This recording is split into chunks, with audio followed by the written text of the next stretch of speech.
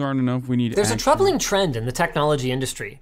More and more, the devices we buy are becoming locked down through a combination of hardware and software that's designed to prevent us and independent shops from upgrading. Bro, why does Linus Tech Tips keep getting hotter, dude? Kind of weird.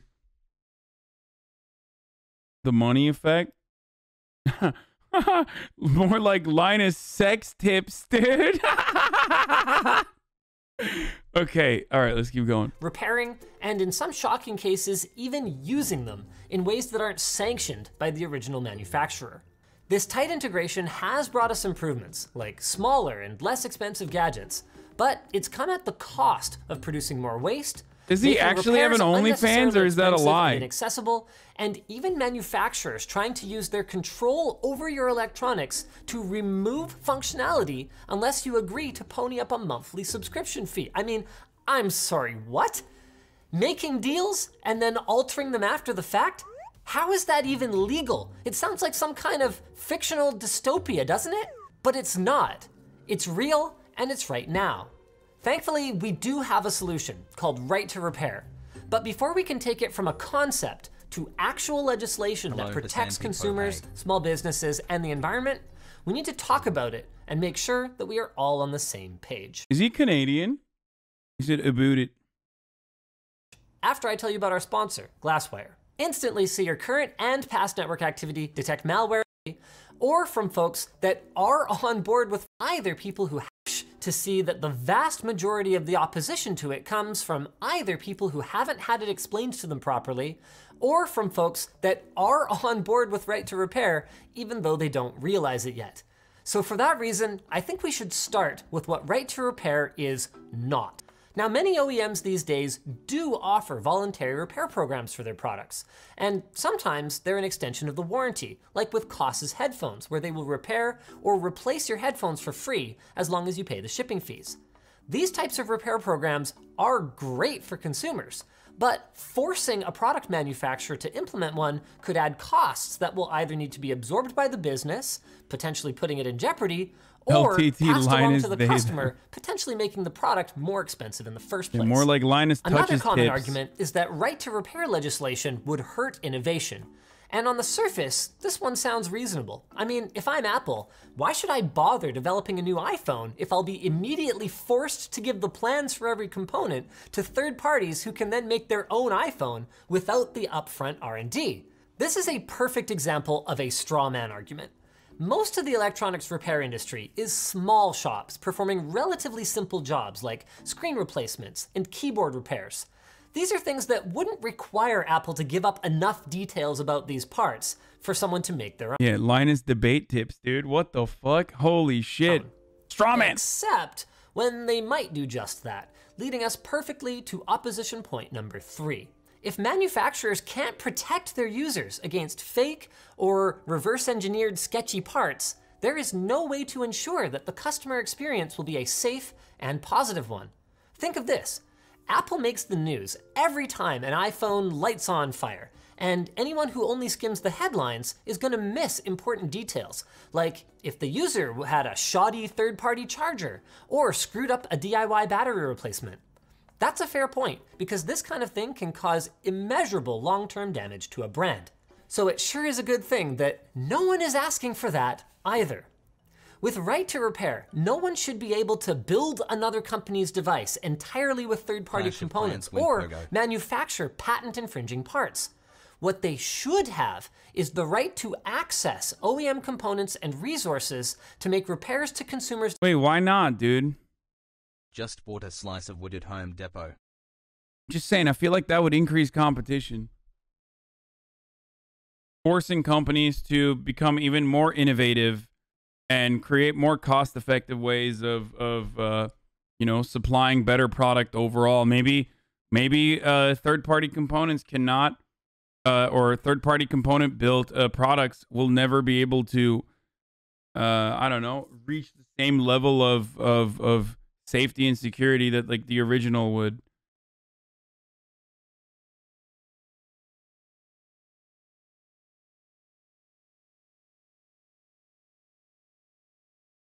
Why innovate when you can wait and steal the other idea?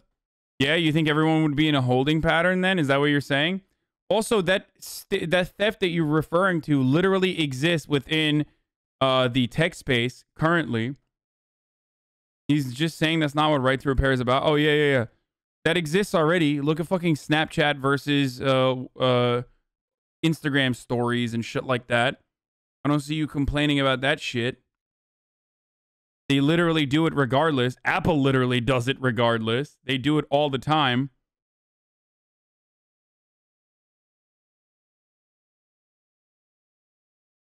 Devices when required. And the craziest part of this Why would anyone make a better phone than the Motorola Razr when the Motorola Razr was just the greatest achievement that we could ever reach? I don't understand. Controversial stance is how uncontroversial it already is in the automotive industry. We'll talk a bit more about that later. On that note, though, we have a few videos coming out on some very cool electric vehicles, so make sure that you're subscribed. Now the last argument against right to repair. Yes, you in the back of the room, go. But I don't want to repair my own stuff. Ah, yes, but that's the thing. Right to repair means you have the right to repair it. You can still go out and buy a new one, or you can have someone else exercise their right to repair it for you. Just like with your car, where a combination of laws and industry norms ensures that decades after production ended, you can still get new brakes for your 97 Datsun. But enough about what it isn't. What is it then? Right to repair supporters know that there's no single perfect solution that's ready-made right now. So you think hardware IP rights outweigh software IP rights? I think it's harder. I think it's literally harder to recreate hardware than it is to recreate software. So hardware IP is even, hardware IP seems, it's not? How is it not, dude? You need like a literal, what the fuck do you mean? Software IP, you could like, software IP, you could literally hack and recreate with one person if you really wanted to. Whereas with hardware, you have a literal fucking factory, vibrators, generators, actual fucking, actual conveyor belts and shit. Are you out of your fucking mind?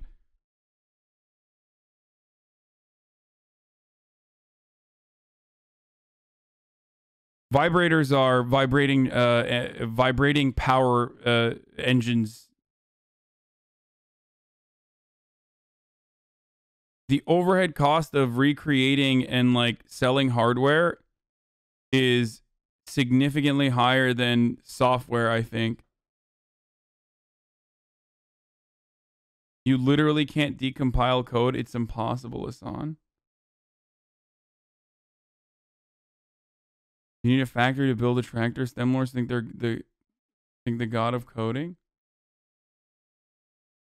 Why are there pro-intellectual property leftists in the chat? Don't need a factory to backwards engineer Snapchat. Now, but what it's about is figuring out how to tackle the problems that I just outlined with the goal of improving consumer choice and freedom. Here's a hot take for you. Anyone who fully understands right to repair and opposes it, opposes individual freedom. It really, honest to goodness, is that fucking simple. So then, particularly in America, where getting branded anti-freedom is pretty undesirable, how is it that lawmakers, lobbyists, and corporations are working so hard at it? Did you really have to ask? I mean, think about it. What do you think is more profitable? Selling you a screen for $70 and billing an hour or two of technician time to replace it, or selling you a brand new phone for over $1,000? And don't get me wrong, I'm a business owner. I'm not some kind of anti-capitalism activist. If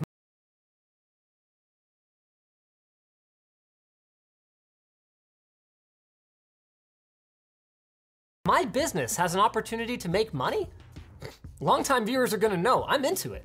But a business model that is designed to force you to buy more is unethical at best, which in my mind is just another word for something that should be illegal, but just isn't yet. And before you guys say it, Planned obsolescence, manufacturers forcing you to buy a new one by breaking the old one, that is not some kind of tinfoil hat conspiracy theory. That is a real thing and has been for decades. After the Great Depression, it was discussed that the things that we use should all be made to fail after a certain amount of time or have specific dates where they can no longer be used to increase consumerism for the purpose of strengthening the economy. I can't even make this stuff up, guys. And since manufacturers aren't penalized for the excess waste that this mentality generates, there's never been an incentive for them to go back to making longer lasting stuff. I mean, if you want to see some brilliant examples of planned obsolescence in the real world, Veritasium just uploaded an excellent video looking at how the light bulb industry went out of— Why are so many YouTube content creators like talking about this sort of stuff, but then they don't recognize why it exists, like what the reason for its existence is at the heart of it? You know what I mean? Like, I guess because they believe that there is like a world in which I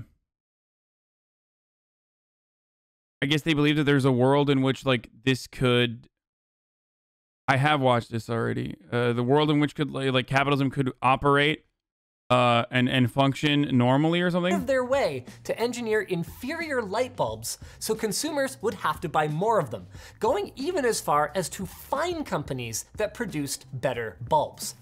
I ran into this personally just a few weeks ago when I purchased my new home.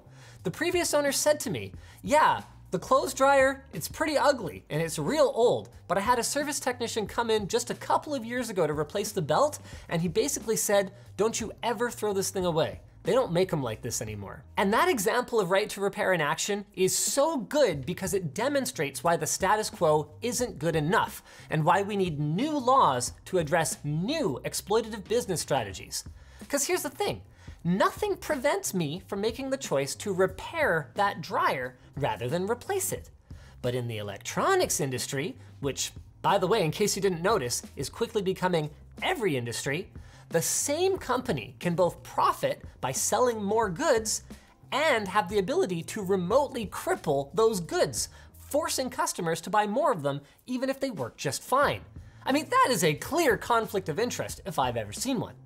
So then, back to phones for a moment. I mean, it's not like you can't repair them at all. Wait, that Louis Rossmann guy who's like leading the fucking who's like leading the charge on right to repair, he calls himself a libertarian. So he's a libertarian. He's a libertarian who wants, like, who's literally most famously trying to create more government regulation on free enterprise. Like, I don't understand. Hassle. How can you be a right to repair libertarian?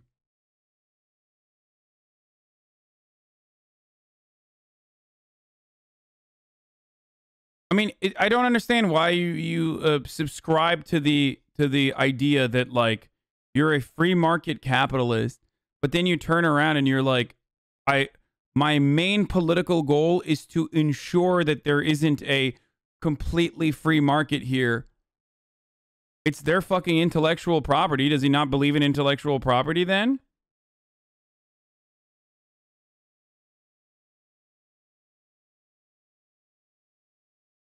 I mean, the entire system will fall apart if there is no intellectual property. These companies should be able to do whatever they want with the technological achievements that they've been able to put together. After all, if it wasn't for that, there would be no innovation. I mean, obviously, people only innovate in order to make profits and generate profits. And if there wasn't any intellectual property laws, then there would be no reason for these people to toil endlessly and try to create new and innovative products. Everyone would just wait for another person to steal the intellectual property from. I do not understand, right? That's what it would be.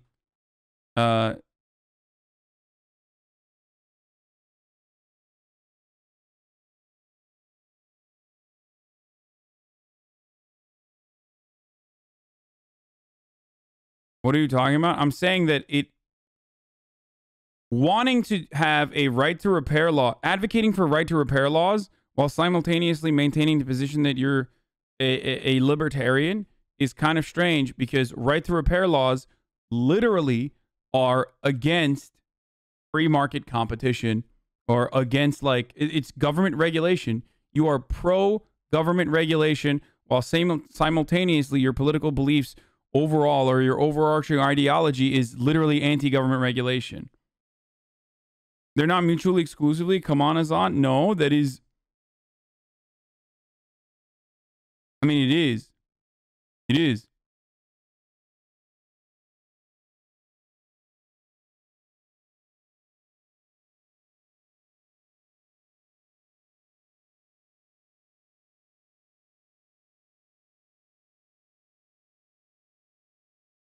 If you are a right-wing, if you're a right libertarian, if you are a right libertarian, then you should, then you believe that government interference in free market competition always leads to undesirable outcomes.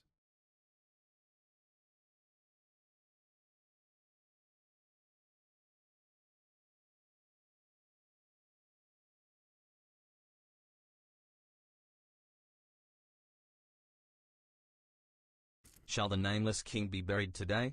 Right to repair creates more competition. I know, but it's still regulation. It's like government regulation. Antitrust laws are government regulation. If you believe that the government should step in and stop companies from monopolizing, then you believe in government regulation. So then you're not a fucking libertarian. You're not a free market capitalist. You're not. You don't subscribe to neoliberal ideology. You don't subscribe to the actual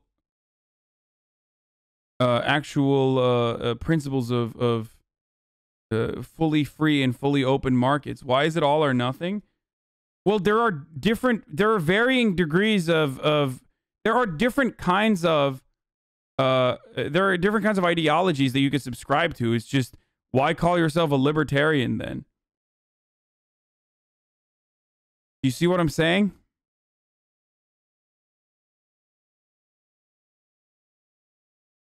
Corporations like Apple own the government. Both can violate personal freedom. Also, can you unban me? Like, if you're an American libertarian, oftentimes that means you're a right libertarian. Okay?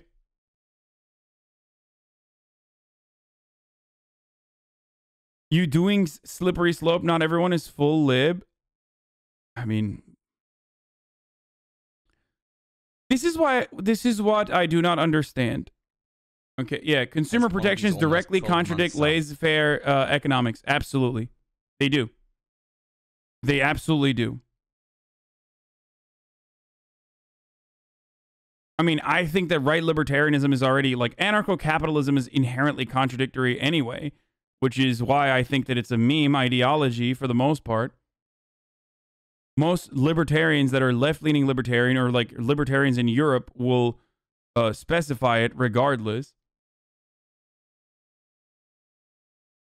Laissez-faire? Whatever, shut up. Yep. Yeah, I say it wrong. I always say it wrong, and everyone always makes fun of me. Just watch the video. You look dumb. Do I look dumb? We're talking about an area of my expertise, I guess. You're dumber than I thought. Jesus Christ.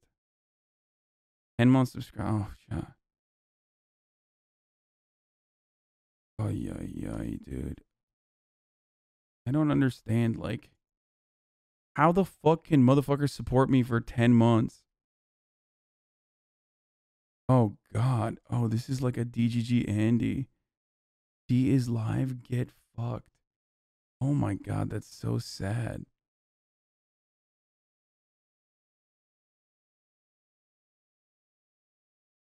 Oh, God. What a fucking weirdo. Apple will happily sell you Apple Care for $150 or offer you repair services if you opted out. XQCL. Only, like many things in life, The I'm prices sorry that you're a lolbertarian, my friend. for uninsured repairs often don't make any sense. A screen replacement for $300 US? And that assumes that you have an Apple store nearby that you can walk into, or that you can live without your phone for a week while it's in the mail. Given the estimated cost of $70 for the screen of Apple's latest and greatest phone, and Apple's reported genius salaries of about $20 to $25 an hour, I think it's pretty clear that this is less about taking care of customers while covering their costs, and more about nudging customers towards a shiny brand new device, since they're already in the store anyway, and, well, it only costs a few $100s more than repairing the screen, doesn't it? Now that's where independent repair shops are supposed to come in. Hold on. And they have done so for years. The problem is that over the years, Apple has attacked this industry, going as far as raiding shops over their stock of replacement parts, if it has an Apple logo on it, and refusing to provide diagnostic tools that wouldn't be necessary if Apple didn't specifically create barriers that require these diagnostic tools. Now, to Apple's credit, they have made progress in recent years, and they've even made parts available to members of the Independent Repair Provider program. But joining the program reportedly comes with some onerous requirements, including submitting to unscheduled inspections from Apple. Remember though, this isn't just about the iPhone or Apple. It's about consumer choice and freedom. And Apple deciding to grant its customers a little bit more ownership of their own devices that they paid for is not consumer choice, and it's not freedom. That should be a right, not something that Apple grants at its discretion. Another goal of Right to Repair is keeping devices out of landfills. We're producing over 50 million metric tons of e-waste per year, and a lot of it is repairable or even perfectly functional. A local electronics refurbisher and recycler, Jeep, is currently in a legal battle with Apple over about 100,000 devices that were refurbished and resold instead of being shredded, according to their agreement with Apple. Now, to be clear, we're not siding with Jeep here. They violated their contract, and we have no way of knowing if the refurbishing that they did was up to Apple's standards, which could damage Apple's brand. But it does raise a larger question.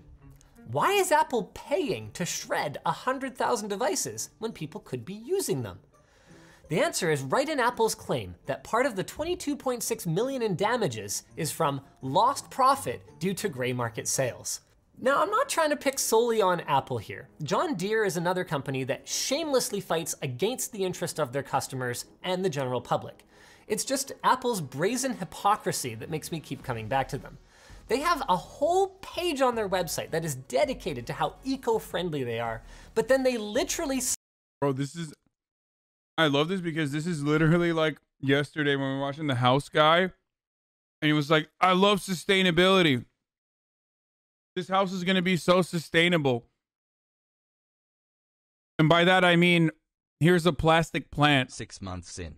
I love you all. Even though the house has 6 elevators. Oh, also, it's top of the hour. I'm going to run a 6-second ad break here, boys. Spend money to keep working devices out of consumers' hands. To be clear, Apple at least makes an effort through their recycling programs, but any environmentalist can tell you that reduce, reuse, and recycle are in that order for a reason. Recycling, particularly e-waste, is not as clean a solution as you might have been led to believe. So, with all of this in mind, what can we actually do? Well, right now, Louis Rossmann, who has been a huge advocate for Right to Repair and operates his own repair shop, has a GoFundMe going to get a direct ballot initiative published in Massachusetts. Much love. Hopefully, this will lead to the push that's needed for Right to Repair to become a reality in the electronic space.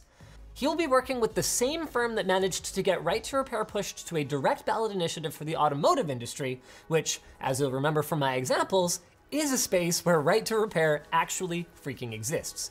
So if you want to support Right to Repair, this is one of the best ways and the best times to go about it. So a link to the GoFundMe is going to be in the description down below for you guys to check out. I want to see what the LTT community can do, and I'm going to be kicking things off with $20,000 from our OnlyFans April Fool's gag to get this engine started. So let's go, go, go, boys! Maybe if you guys contribute enough, we'll actually do some of that crazy stuff. No, but we're not going to do that. We're not doing any. This video is brought to you by Ting Mobile. Jesus Christ, dude.